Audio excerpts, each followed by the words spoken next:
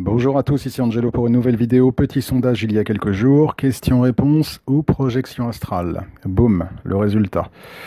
Je suis un démocrate, le peuple a parlé. Donc allez, c'est parti, projection astrale.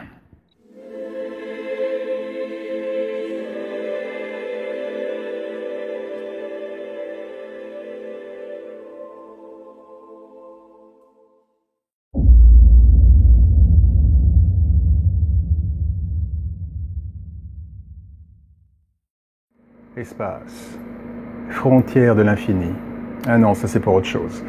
Bref, projection astrale. La projection astrale, je ne vous le cache pas, chers amis, dans une période comme celle que nous vivons aujourd'hui, même si je ne vais pas vous mentir, je n'ai pas le temps de me projeter dans l'astral aussi souvent que je le souhaiterais, ça fait quand même des vacances. À une époque où Dupontel sans cheveux annonce à la France qu'il y aura un confinement, probablement un troisième confinement et des mesures de restriction plus sévères. Et mes chers amis, même de loin, je suis de tout cœur avec vous.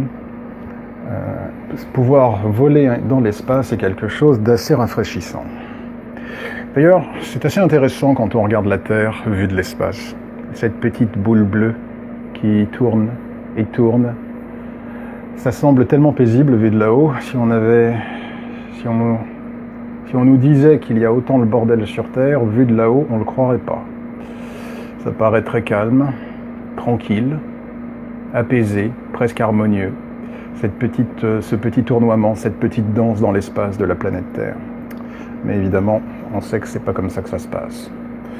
Avant de poursuivre avec une projection astrale qui s'est déroulée assez récemment, j'aimerais répondre à une question.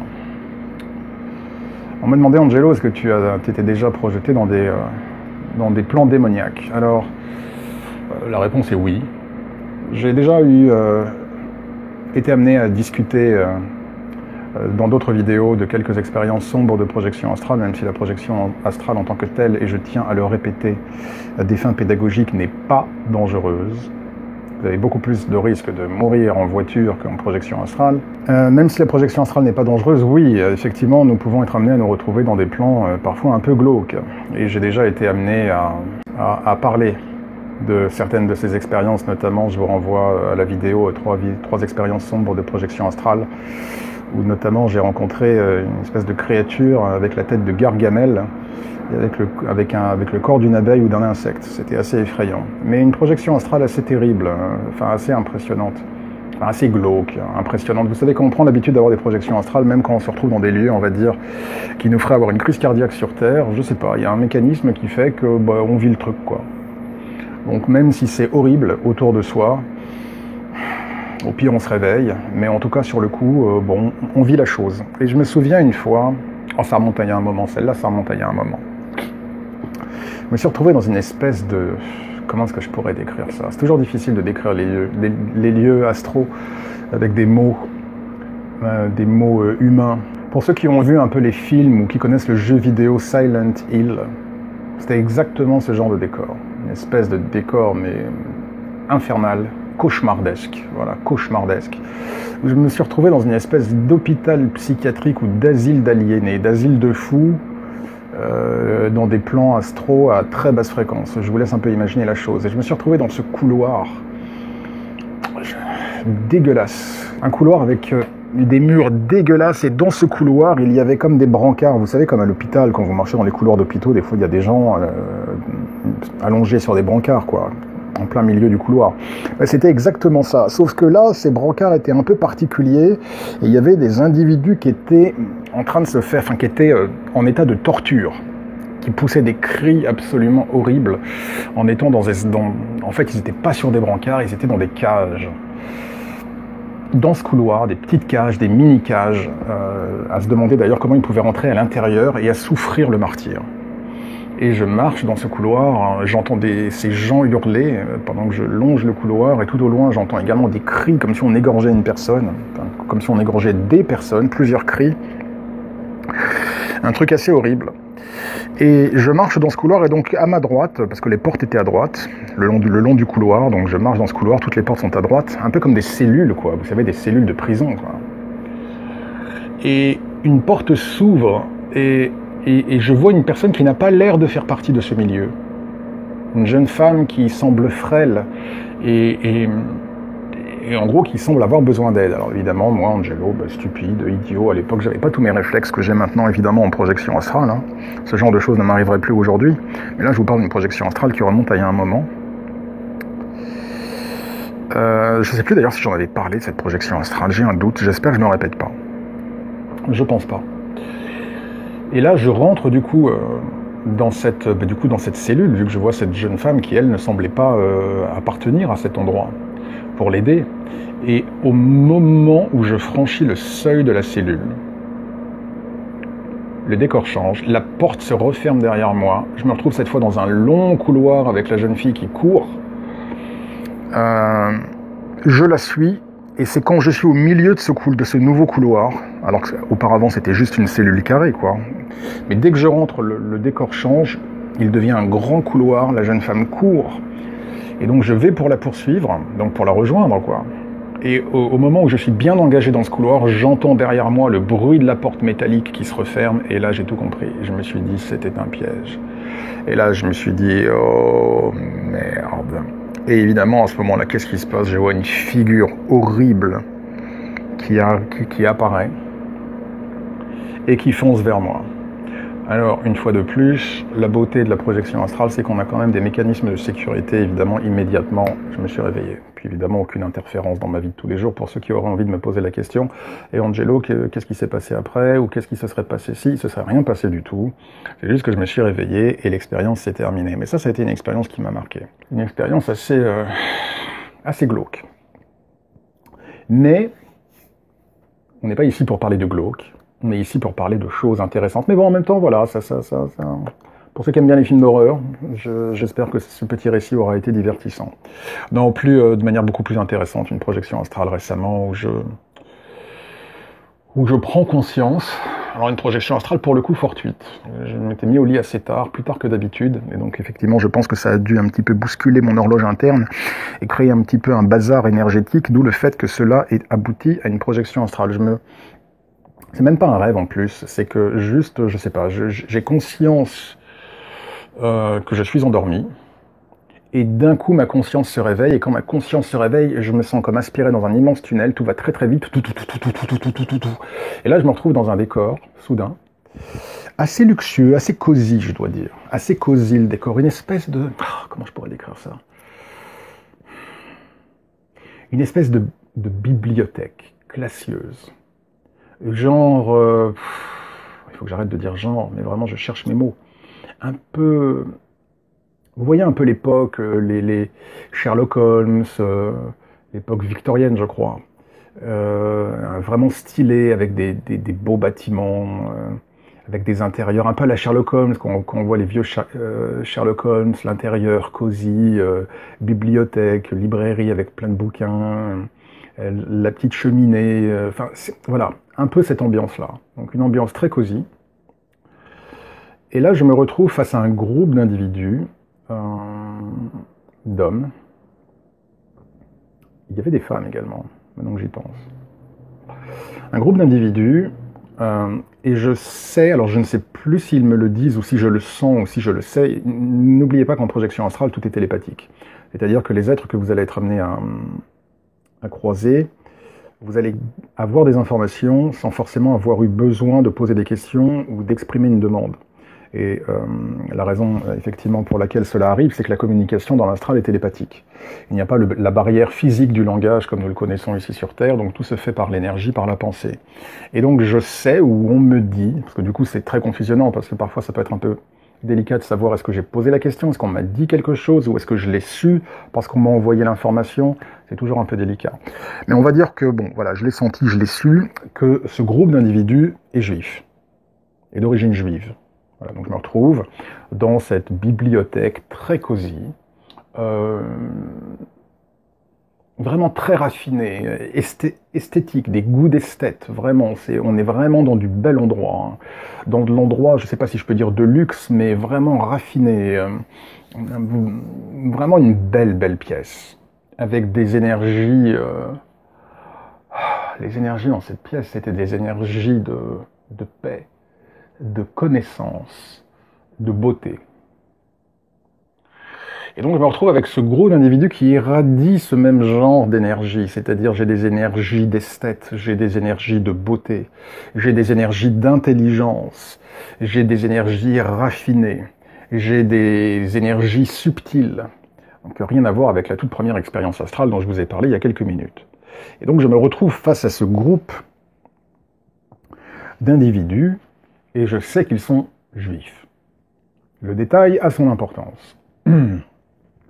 Et là, j'engage une discussion avec eux et en gros, je m'aperçois qu'ils ont un projet altruiste, genre cause caritative, si vous voulez. Alors, je rentre pas dans tous les détails, d'accord, je vous donne les grands traits. Et ils me parlent de cette cause altruiste. Et là, je leur dis, écoutez, je suis très intéressé pour participer à ce projet avec vous, pour contribuer à ce projet. Et là, ils sont réjouis, je sens leurs énergies de joie et vraiment de contentement et de joie. Et ils me disent, très bien, Angelo, c'est super, ok, ben écoute, tu en fais partie, pas de problème. Et là, ils me tendent un ticket, comme un ticket d'adhésion, si vous voulez, ou de souscription, d'abonnement, subscription c'est anglais, comme un ticket d'adhésion.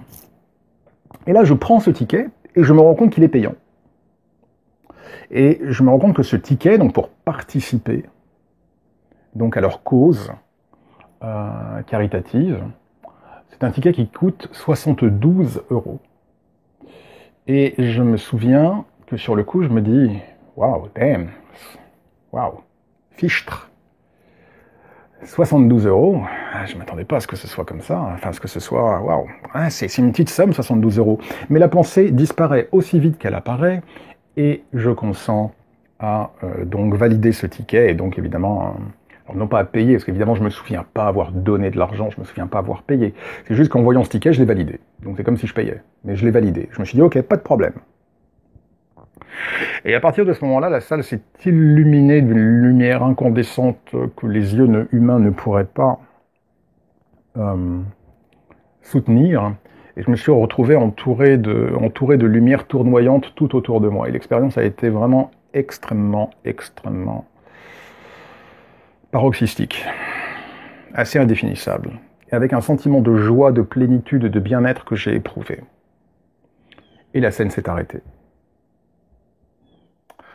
Ensuite, je me suis juste contenté de voler un petit peu dans l'espace, à la mode surfeur d'argent.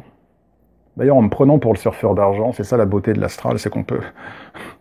Bon, ça c'est mon côté un peu comic books. Et fan de super-héros, c'est que si on veut faire un petit peu si on veut faire le kéké, juste pour souffler un peu la bride, on peut prendre la forme de ce qu'on veut. Et du coup, voilà, j'ai voulu un peu ressentir ce que c'était que d'être sur un surf en argent, à la mode surfeur d'argent, et je me suis amusé à zigzaguer dans l'espace sur mon surf, avant d'arrêter mon expérience. Voilà. Alors, quand j'ai repris conscience, bien évidemment, immédiatement, j'ai su que cette projection astrale, qu'en gros j'avais eu affaire à des êtres angéliques, à des anges. Plusieurs raisons, plusieurs indices. Bon, d'abord, il y a une connaissance. Une fois de plus, vous ressentez les choses, vous sentez les vibrations, vous sentez les fréquences, vous sentez les énergies. Mais s'il fallait que je mette des mots, s'il fallait que j'explique de manière, on va dire, un peu plus littéraire, pourquoi est-ce que cette expérience s'est déroulée avec des anges? Tout d'abord, ils étaient d'origine juive. Première indication. C'est pas que les anges sont juifs, mais il y avait les pas japonais. D'accord? Et Jésus, c'était pas le roi des Coréens. Donc, premier élément, effectivement, ce groupe d'individus d'origine juive. Évidemment, ensuite, le cadre, librairie, ce lieu d'étude, ce lieu de savoir, de connaissance, aux vibrations aussi hautes que celles que j'ai pu être amené à éprouver. Enfin, troisième élément, 72 €. Rien n'est fortuit en projection astrale de la même manière, chers amis, que quand vous rêvez, tout est signifiant. S'il y a des chiffres qui apparaissent, ce n'est pas un hasard. 72, c'est le nombre de Dieu. Et par ailleurs, cela fait évidemment référence, du coup, par extension, aux 72 anges qui composent le nom de Dieu. J'ai été amené à en parler dans ma vidéo sur les anges gardiens. Je vous y renvoie. Si je la retrouve, je mettrai une fiche, sinon vous pourrez la retrouver au niveau des anges gardiens. Donc évidemment, j'ai eu affaire, en gros, tout ça pour vous dire, que durant cette expérience astrale, je me suis retrouvé face aux 72, aux anges qu'on appelle les 72 anges de la Kabbale et qui sont improprement appelés les 72 anges de la Kabbale. Mais donc je me suis retrouvé face à ce groupe angélique, à ce groupe d'anges, et je sais, c'est là où il faut que je fasse attention parce que je peux pas tout dire, mais c'est là où j'ai su qu'en fait il fallait que j'entame un travail avec certains d'entre eux et que l'un de ces 72 anges s'est ensuite manifesté à moi pour une série de travaux. Et puis aussi un petit coucou. Quand vous êtes dans le chemin spirituel divin et que vous êtes amené à prier Dieu, à prier, alors si vous êtes chrétien ou si vous avez une base chrétienne, ou même si vous n'êtes pas chrétien mais que vous croyez en Jésus, ou en tout cas si vous croyez dans les anges, ce qui est assez fréquent, enfin ce qui arrive, c'est que de nouveaux anges viennent à vous. Ce qui est assez intéressant dans le monde spirituel, c'est qu'en fait ça commère, quoi. Ça commère un peu comme dans le monde humain. Et donc quand vous commencez à nouer des liens avec certains anges ou archanges, et évidemment avec Dieu, avec Jésus, du coup, voilà, c'est les bruits de couloir, quoi, si vous voulez. Et donc du coup, d'autres anges viennent à vous pour justement manifester leur présence à vos côtés et pour vouloir être à vos côtés et marcher à vos côtés durant cette vie. Ou en tout cas sur un petit moment, sur une petite période de cette vie. C'est exactement ce qui s'est passé avec les 72. Et particulièrement avec l'un d'entre eux. Donc j'ai évidemment exprimé ma gratitude le lendemain matin aux 72, et je sais exactement pourquoi est-ce que j'ai eu cette expérience. Mais ça, par contre, ça, je peux pas rentrer trop dans le détail. Voilà, donc j'ai voulu partager cette petite expérience angélique astrale avec vous, en espérant que ça vous a un petit peu déconnecté du quotidien et du monde un petit peu glauque dans lequel aujourd'hui les forces nous dirigent, vous dirigent. Et donc je ne peux que vous inviter, bien évidemment, à vous intéresser à la projection astrale. C'est un outil, et c'est pas simplement pour prendre un peu de la hauteur par rapport à ce qui se passe sur Terre, c'est juste que c'est un outil fantastique et merveilleux de développement spirituel, et donc du coup de développement humain, et les expériences sont juste incroyables. Ça ouvre aussi beaucoup les écoutilles par rapport à ce qui se passe sur Terre, et je ne vous cache pas que effectivement, quand on se projette dans l'astral, du coup, le fait de revenir sur Terre temporise et relativise beaucoup de choses, et du coup, il peut y avoir des confinements, il peut y avoir des couvre-feux, il peut y avoir tout le monde autour de vous qui porte un masque, En gros, on s'en fout, quoi. Ça paraît tellement peu important à côté, que ça aide aussi énormément à équilibrer et à temporiser. J'espère que ce petit récit vous aura en tout cas diverti, que ça vous aura un petit peu permis de penser à autre chose pendant 18 minutes. La prochaine vidéo, ce sera évidemment des questions-réponses, parce que je commence à en avoir beaucoup. Donc, pour les 40% de personnes qui ont voté questions-réponses, ne vous en faites pas, je ne vous oublie pas. Probablement dimanche prochain, enfin le week-end prochain en tout cas. Je vais essayer de poster une vidéo tous les week-ends maintenant, je vais essayer de garder ce rythme, si je le peux. Je posterai une vidéo questions-réponses. D'ici là, en tout cas, prenez bien soin de vous. D'accord, ne déprimez pas trop, je sais que tout est fait pour que vous déprimiez. Lisez des écritures saintes, quelles que soient vos confessions, votre confession religieuse. Lisez des textes spirituels, lisez des passages de la Bible et de la vie de Jésus pour ceux qui croient en Jésus. Lisez les psaumes, faites de la méditation. Si vous avez encore la possibilité de sortir dehors, sortez, allez en pleine nature, même s'il fait froid. Chantez, dansez, mettez de la musique, regardez des bons films. Hier, j'ai regardé 2 films. Vu que j'ai décidé de regarder à nouveau les classiques. Donc hier, j'ai regardé L'Assassin habite au 21 de Clouseau avec Pierre Freinet, une pure merveille. Et juste derrière, j'ai regardé Coup de tête avec Patrick Devers de Jean-Jacques Hano. Ça m'a fait un bien fou. Et je vais continuer à regarder comme ça des grands classiques. Donc par exemple, voilà, faites ça aussi, regardez des films, même si vous les avez déjà vus, il y a des films qui vous ont fait vraiment plaisir, qui vous font du bien. Redécouvrez les grands classiques du cinéma français, il y a tellement de merveilles et de perles. Enfin voilà, en tout cas, faites des choses pour ne pas rester dans cette ambiance mortifère dans laquelle on veut vous mettre, d'accord? Vous valez mieux que ça, votre lumière est meilleure que cela. Et pour ceux qui sont un petit peu en difficulté, je vous renvoie à ma toute dernière vidéo sur 2021, ça pourra vous aider. Voilà, j'en reste là, 20 minutes, ça fait déjà assez de temps. Prenez bien soin de vous, chers amis. Merci à tous pour votre soutien, pour votre bienveillance et pour vos messages. Je vous dis à très bientôt et que Dieu vous bénisse.